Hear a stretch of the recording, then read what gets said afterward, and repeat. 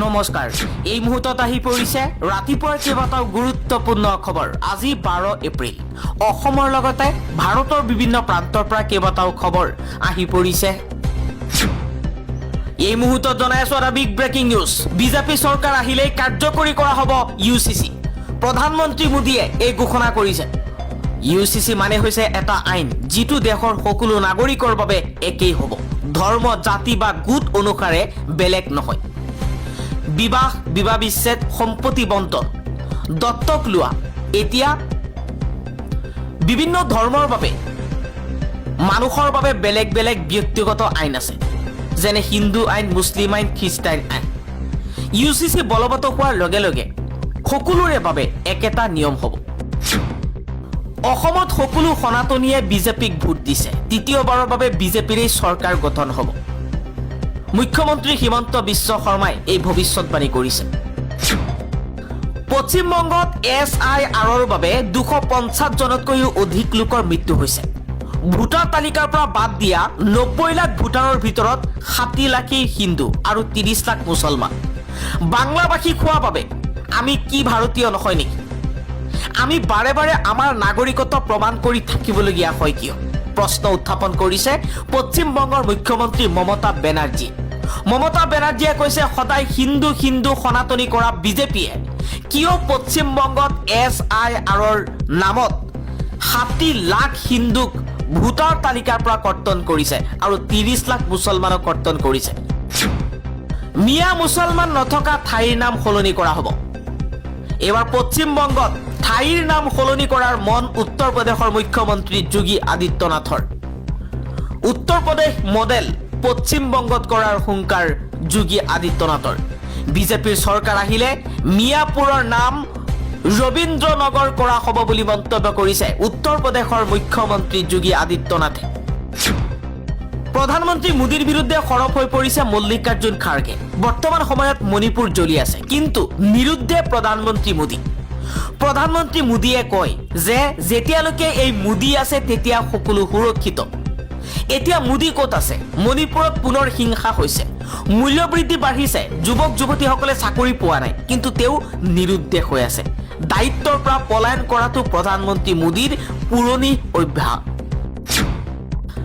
বিহাৰত হ'ব কঠোৰ নিয়ম বিহাৰত কৰ্তব্যৰ সময়ত চৰকাৰী কৰ্মচাৰীয়ে কাৰ্যালয়ত আৰু কৰ্মস্থানৰ চৌহদৰ ভিতৰত বনাব নোৱাৰিব ৰীল আৰু কৰিব নোৱাৰিব লাইভ ষ্ট্ৰীমিং শীঘ্ৰেই বিহাৰ চৰকাৰে আনিব নতুন আইন শান্তি আলোচনা হলেও ইৰাণৰ বিৰুদ্ধে যুদ্ধ চলাই নিয়াৰ হুংকাৰ ইজৰাইলৰ প্ৰধানমন্ত্ৰী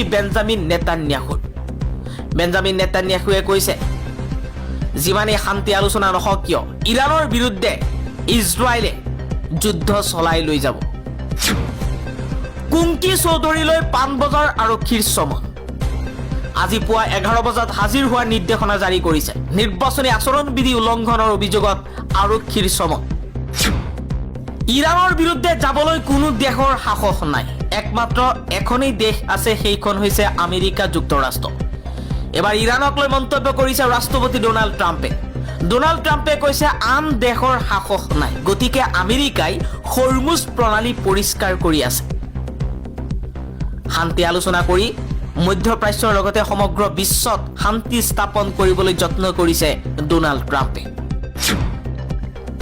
কাটাৰৰ লগতে বিভিন্ন দেশত জব্দ কৰা ইৰাণৰ সম্পত্তি ঘূৰাই দিবলৈ সন্মত হৈছে আমেৰিকা যুক্তৰাষ্ট্ৰ শান্তি আলোচনাৰ মাজতে এই মন্তব্য কৰিছে আমেৰিকাই কৈছে যে কাটাৰ সহ বিশ্বৰ বিভিন্ন দেশত যিবোৰ সম্পত্তি আমেৰিকাই বা অন্য দেশে জব্দ কৰিছে সেই সম্পত্তিসমূহ ঘূৰাই দিবলৈ সন্মত আমেৰিকা যুক্তৰাষ্ট্ৰ দ্বিতীয়বাৰলৈ ভাৰতৰ পৰা ইৰাণলৈ প্ৰেৰণ কৰা হৈছে চিকিৎসা সামগ্ৰী এই উদ্যোগে কঠিন সময়ত ইৰাণৰ জনতা আৰু চৰকাৰৰ প্ৰতি ভাৰতৰ সহানুভূতি আৰু সংহতি স্পষ্টকৈ প্ৰতিফলিত কৰিছে ভাৰতস্থিত ইৰাণৰ ৰাষ্ট্ৰদূত মোহাম্মদ কাথালিয়ে জনোৱা মতে নতুন দিল্লীত অৱস্থিত ইৰাণ দূতাবাসে ভাৰতীয় ৰাইজৰ অনুদান ব্যৱহাৰ কৰি চিকিৎসা সামগ্ৰীসমূহ ক্ৰয় কৰি দেশলৈ প্ৰেৰণ কৰিছে তেওঁৰ মতে এই উদ্যোগে কঠিন সময়ত ইৰাণৰ জনতা আৰু চৰকাৰৰ প্ৰতি ভাৰতৰ সহানুভূতি স্পষ্টকৈ প্ৰতিফলিত কৰিছে।